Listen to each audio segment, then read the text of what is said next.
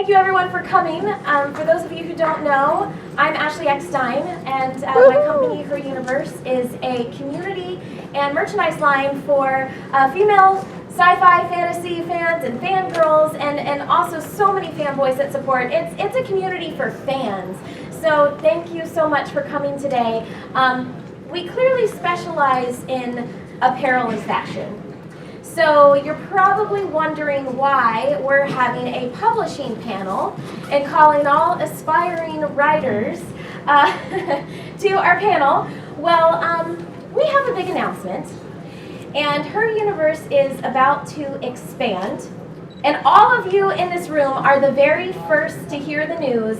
We've been working for several months, and we're beyond excited to announce that Her Universe is launching our own publishing imprint called Her Universe Press. So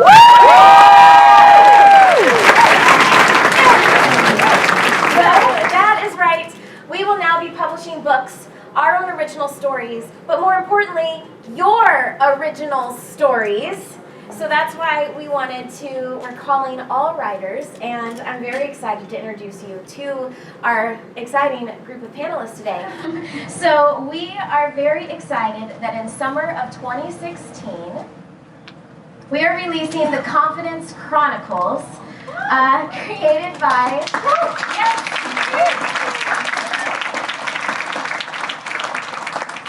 Anne and myself and illustrated by Dave Filoni. Wow. So, Anne, tell us a little bit more about Confidence Chronicles, because I came to you and I was pretty broad.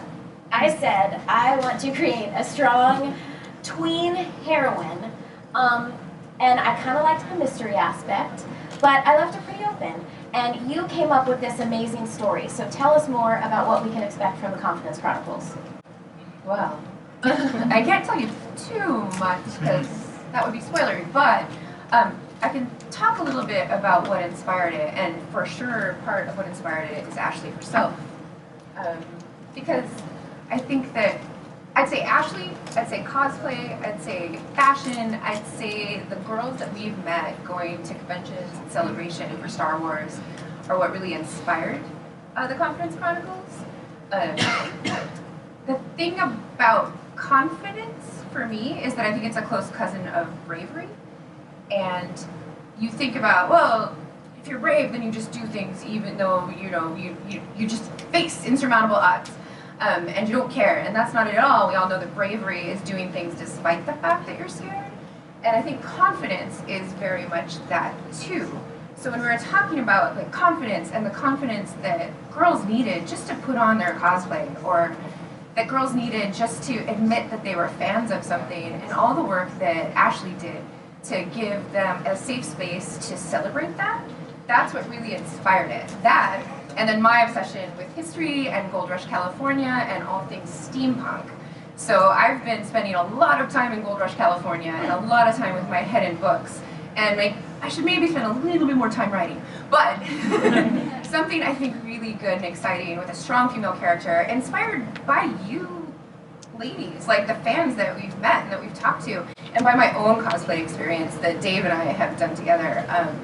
That's what you have in store, and I hope you're gonna like it. I try to look for things that I can do, and I talked a lot to Anne about, what it is she wanted this character to look like, and just grilled her over and over again. And I built the idea over a long period of time, and I just draw a lot of quick little sketches that she could shoot down, over and over again. And Anne has always done that for me. I mean, it sounds mean, but you have to understand, if you're creating something, you have to take criticism. You have to be willing to evolve it and have people help you make something better. That's true for everything I've done. And for Addie, I just kind of had this idea of her trying to control the front part of her hair and being able to master that, but then the rest of it just spronging out, because I get that in humidity, and it and then, just that we've made some steampunk costumes over the years, and I hand make everything out of leather, cut stuff, rivet it together, so I'm familiar with that type of costume. So I added that to this, and I've actually made several robotic owls, and made a big robotic raven. They actually move, and they hoot and turn, and you walk around with them on your shoulders. So Eureka is something I've actually built physically in real life. So I try to make all the gears functional, in this type of, even though it's fantasy, I want everything to seem purposeful, that's more believable, so that, and as illustrating as opposed to when I'm making a film, the illustration I only want to suggest a bunch of things so that you as the reader can bring the rest of it to it. So her face is kind of obscured here, but I always like to think, one thing I really like about Ahsoka still to this day is that I've had every type of kid of every description, come up to me and say she's like me. Boys, girls, doesn't matter where on the planet they're from. And I really want that for this character too, that you hear the phrase every man so often, but I want this to be like an every woman character, everybody could just be this heroic character. And I think we're seeing that change. When I walk the floor already, I see, kids, regardless of the gender of the character they like, cosplaying that character. I think that's a really good thing, because what they're identifying with then is the heroic traits or traits that they aspire to. And all the time growing up as a kid, it sounds corny, but I would sit there and be in a situation as a little kid and go, yeah, but would Strider react that way? How would he know? He probably wouldn't get angry. What purpose do our stories have if we're not supposed to in some way emulate them in our life? So I think of those things, and I drew that picture. It took me from 11 p.m. I started. I finished it at 4 a.m. But that was the only time I had to do it. It was like one of the first non-Star Wars things I've drawn in a decade. So that was kind of fun. Now, Weirdest is a story of a 13-year-old girl who, in her desperation to be the coolest in her school, makes a wish, and as a result has her strongest emotions physically manifest themselves in weird ways. Her powers run haywire as she tries to solve the mystery. Now, Heather, okay, I'm obsessed with Weirdest. It is such a fun story, and you and I connected over our desire to tell positive stories for girls. So tell us more about what can we expect from Weirdest and the message behind it. Oh, awesome. Well, at least I have one fan starting out. Yes. Weirdest really is a story that I've been working on for, like 5 years. It's been one that I've had in the back of my head. Since I do so much work in comic books, there isn't a lot of time to do prose, and I always thought it would be wonderful to have a story that was about superpowers, but not helpful superpowers, because I always feel like, when I was a teenager, and especially a tween, like, your emotions are super, super strong, and you don't want anybody to know about them, right? So what happens when you can't help but show them? And the story of Veronica is essentially, how we all feel that we have these emotions and that we don't want to be weird. We want to be cool. We want to be smartest. We want to be funniest. But nobody wants to be weirdest. So the hope with the whole entire story is to just, show how you can finally accept that, maybe weirdest isn't bad. Maybe whatever I am just naturally isn't bad, because I think that's the hardest lesson that most of us are trying to learn our entire lives. So. My throat makes a really weird gurgle that comes out in odd times, and it's weird. And now I just told all of you. And so this is a science fiction YA novel that I've been working on. I had a stretch of unemployment between a couple of gigs on TV, and I thought, well, what do I really want to write? What makes me excited as a writer?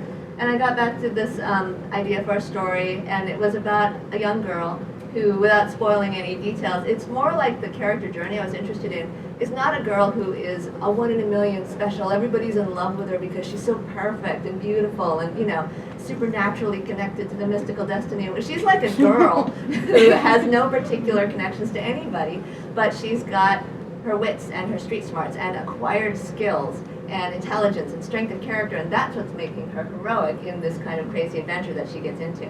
So I wanted to tell a story like that, essentially, and I wanted to do something like that for my daughter and my son and other young people out there who would have this sort of thing to look up to, hopefully. Because when I was a kid in that bedroom in Maine, the characters I loved were like Eowyn from Lord of the Rings, a huge influence on me, Eowyn. Also Lessa from Dragonflight, anyone, and things like that, where it was a person kind of plucked out of obscurity and, you know, challenged to become a hero that they never dreamed they could be. Those are the stories that really inspire me.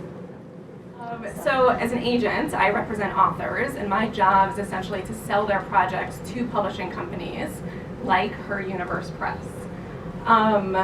So how do you find an agent? Step one is to find somebody who represents the kind of writing that you write. So if you're writing romance, find an agent who specializes in that. So if you're writing sci-fi, find an agent who has a lot of experience with that sort of writing. So there are a few different ways of figuring out which agents represent the kind of writing that you are looking to do. One is there are lots of helpful resources online. So there's one website called Writer's Digest that I highly recommend. Publishersmarketplace.com is another great place to go. Another great thing to do is to just look in the acknowledgement sections of books that are similar to the ones that you're writing. Because most authors, if they have a good agent, will thank their agents in their acknowledgments. And then the other way to do it is, so once you've figured out which agents you want to target, the next thing to do is to send them queries, which are essentially, it's a cover letter with a brief synopsis of what your story is about, and then a few sample chapters. And each agency has different rules for how to submit queries. My particular agency, we have all the guidelines online at janerockrosen.com.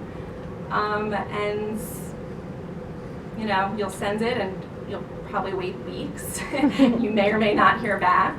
But you know, be persistent. Another great way to get to an agent is through other authors who are represented. I think most of the agents at my agencies find the majority of their authors actually through recommendations. And actually very few are taken on through the query pile, so if you can become buddy-buddy with an author, that's a good way to do it. And there are lots of writing conferences where you can meet published authors. So that's the best way to access those people. Through meeting all of you, I thought, you know, the fans' voices have to be heard. So I will say, we're going to crawl before we run. So, you know, don't expect 100 books right out of the gate, because we want to do this right. We want to build it right, and we want to be a lasting publishing company. So, but we will be reading each and every submission. We don't care who you are. If this is your first story you've ever written and you're passionate about it, we want to hear about it. So you can submit your story at heruniversepress.com. There's a submission form. Please read it carefully. Please fill out the entire form. Please provide everything that we're requesting, so make sure you follow the criteria of what we're asking for. And I promise you, we will be looking at all of the submissions. The question is, where can we find these books? Because I am excited to say that Weirdest is officially up on Amazon for pre-sale right now. The cover image should be up there shortly. It's not up yet. But you can get Weirdest for pre-sale, and Weirdest actually comes out in April of 2016, so very soon. But Anthony, where can we expect to find these books? So we're a traditional publishing house. The books will be available wherever books are sold. We'll be publishing in all formats, all categories, so traditional print books, e-books, audiobooks. We intend to publish worldwide. We'll have translation rights available, so the books will be available wherever you traditionally buy books, Amazon, B&N, independent booksellers, so we appreciate your support, and I know I'm going to run home tonight and pre-order half these books, so I'm very excited.